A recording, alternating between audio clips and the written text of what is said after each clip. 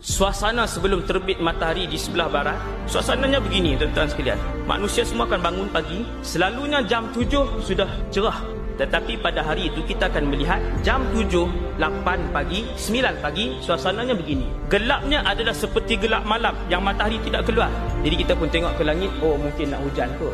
Masa berlalu, pukul 10, pukul 11 masih gelap. Tidak ada awan yang gelap, tidak. Ini bukan hujan. Kita pun tunggu lagi. Selepas pukul 1, suasana masih gelap. Tok Bilal datang masjid apa semua, nak azan ke tidak ni? Azan. Wahai Bilal yang belajar ilmu hadis tentang kiamat, azan. Kita pun solat macam biasa walaupun gelap. Manusia ketika itu sudah pun berkumpul di banyak tempat. Masing-masing tanya, ni apa yang berlaku ni? Manusia sudah mula berbincang di masjid. Orang dah mula riuh. Kita tunggu esok. Keesokan harinya, malam tu semua tidur. Hari kedua bila kita bangun, jam 7, jam 8, suasana gelap seperti ini. Gelap itu sama ada 2 atau 3 hari. Bukan 3 hari confirm. 2 atau, sebab ada 2 pendapat, ada 2 hadis. Tuan-tuan, kita pun bangun pada hari yang keempat.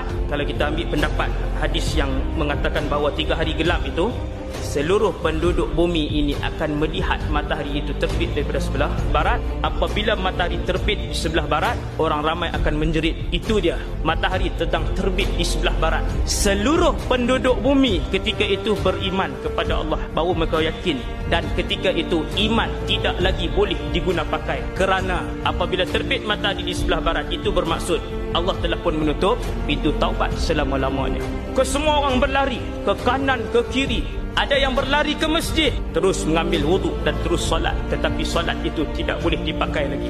Ada yang balik ke rumah, menyarungkan tudungnya, baru menutup aurat. Ketika itu, tutup auratnya tidak diterima lagi. Ada yang sedang memerah susu kambing ataupun lembunya, dia meninggalkan perahan itu serta-merta. Ada yang sedang meletakkan bata pada binaannya, dia meninggalkan letak bata itu serta-merta. Ada yang ketika itu sedang berjual beli, dan ketika itu juga dia melepaskan duit dan barangnya. Mereka balik ke rumah, mengambil emas masing-masing. Ketika itu berlari ke rumah orang miskin, lalu diletakkan di depan rumah orang miskin. Diketuk pintu, makcik ambillah semua emas ni, saya sedekah fisabilillah.